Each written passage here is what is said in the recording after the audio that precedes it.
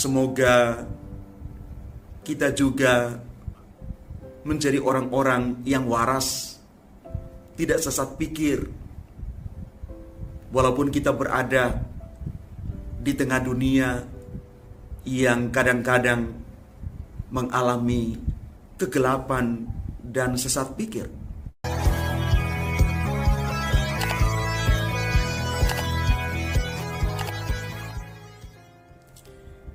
Salam Bapak Ibu, Saudara dan Saudari, sahabat-sahabat garam dunia yang terkasih. Sebuah struktur dan sistem agama, sosial, budaya yang tidak bagus itu menyebabkan banyak orang menjadi tidak waras. Maka ketika ada orang waras yang membawa kebenaran, ia dicap tidak waras.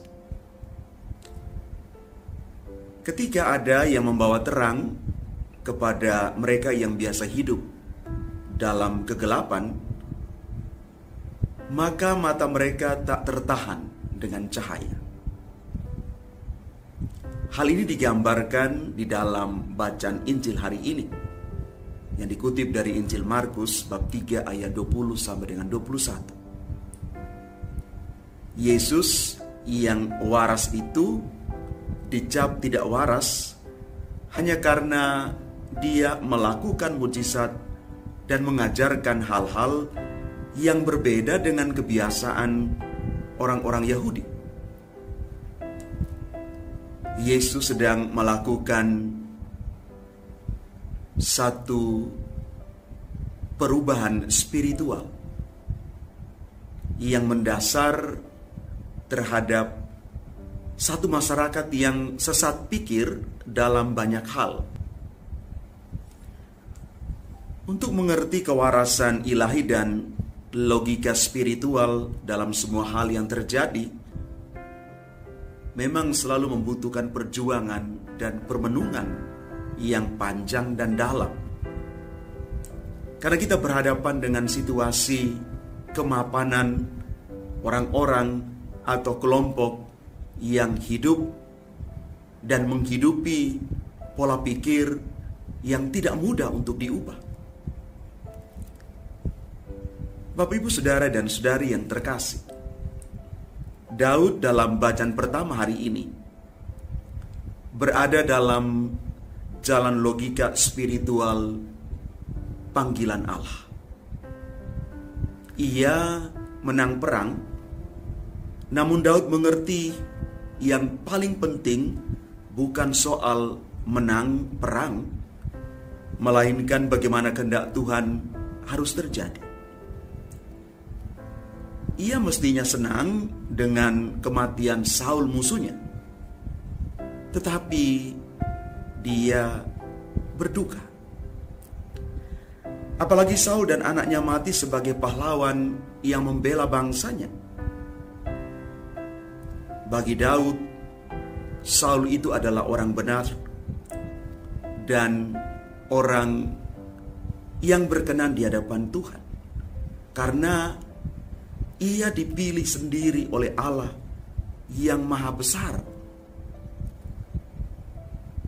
Dia mati sebagai orang yang besar di hadapan Tuhan. Maka hal itu menimbulkan duka yang mendalam, sekaligus tanggung jawab besar bagi Daud yang akan meneruskan pemerintahan Israel. Dari sini kita belajar bahwa orang besar itu selalu berpikir mendalam, berperasaan lembut, berkehendak baik, dan memaafkan. Dengan itu, ia menunjukkan kebesaran Allah yang dia imani. Bapak Ibu Saudara dan Saudari yang terkasih, Daud memiliki kebesaran jiwa yang luar biasa. Mari kita belajar dari hidup Daud ini. bagaimana dia dipimpin oleh Tuhan menjadi orang yang berkenan di hadapan Tuhan dan juga sesama karena kebajikan yang ada padanya. Dan melalui bacaan-bacaan kudus hari ini, semoga kita juga menjadi orang-orang yang waras, tidak sesat pikir. Walaupun kita berada di tengah dunia yang kadang-kadang mengalami kegelapan dan sesat pikir, kita menjadi terang bagi banyak orang dengan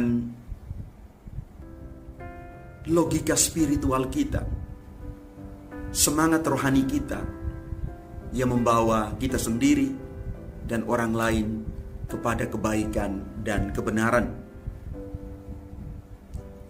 Mari kita menjadi bagian dari solusi atas setiap persoalan yang sementara kita hadapi.